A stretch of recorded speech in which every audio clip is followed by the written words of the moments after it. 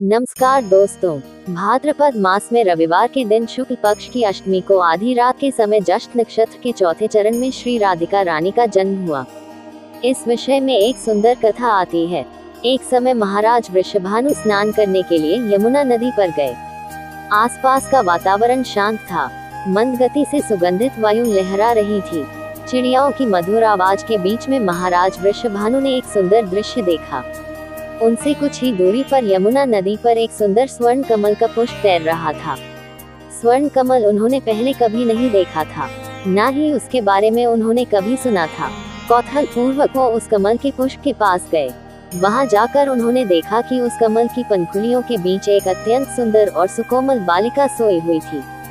उसका वर्ण पिघले हुए स्वर्ण के समान था, नेत्र कमल की पंखुड़ियों के समान थे। इस बालिका को देखते ही महाराज के मन में वात्सल्य की वर्षा होने लगी। उन्होंने उस कन्या को अपनी गोद में उठा लिया। आसपास देखा तो कोई भी नहीं था। इस प्रकार एक नवजात शिशु को किसने छोड़ा होगा।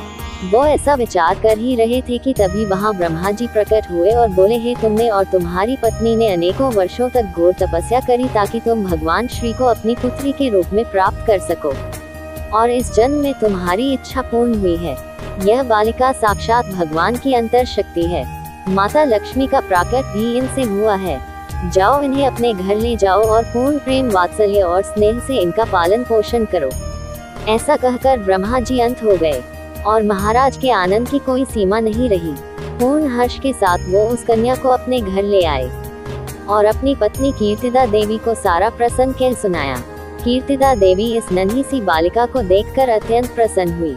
बीतते समय के साथ राधिका रानी का सौंदर्य चंद्रमा की कलाओं के समान बढ़ने लगा। जो भी उन्हें देखता वो बस देखता ही रह जाता। महाराज अत्यंत स्नेह और प्रेम के साथ अपनी इस बालिका का जतन कर रहे थे। कुछ समय बाद एक समस्या आई। ये नन्ही बालिका रोती नहीं है और न ही अपनी आंखें खोलती है। ऐसा लगता था मानो उसकी श्रवण शक्ति भी नहीं है। ये देखकर कीर्ति देवी और महाराज अत्यंत चिंतित रहने लगे। फिर क्या था, उनकी इस समस्या का समाधान करने नारद मुनि आ पहुँचे। उन्होंने महाराज को सुझाव दिया कि आप अपनी पुत्री के जन्म के उपलक्ष्य में एक समारोह का आयोजन करें और इस समारोह में अपने परम मित्र नंद महाराज को परिवार सहित आमंत्रित जरूर करें। फिर समारोह के आयोजन की तैयारियां होने लगी।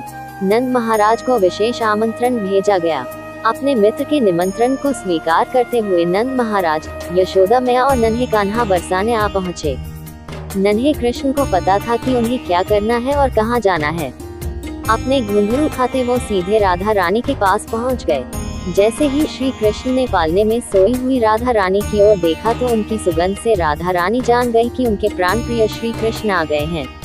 अत्यंत हर्ष के साथ उन्होंने अपनी आंखें खोली और सर्वप्रथम भगवान श्री कृष्ण का दर्शन किया और थोड़ी ही देर में वो रोने लगी। अपनी पुत्री को पहली बार रोते और आंखें खोलते देख कीर्ति देवी और महाराज अत्यंत हर्षित हुए। इस प्रकार जन्म की प्रसन्नता हो गई। दोस्तों, भगवान श्री कृष्ण प्राण है तो राधा रानी आत्मा है। जय जय श्री राधे, जय श्री कृष्ण।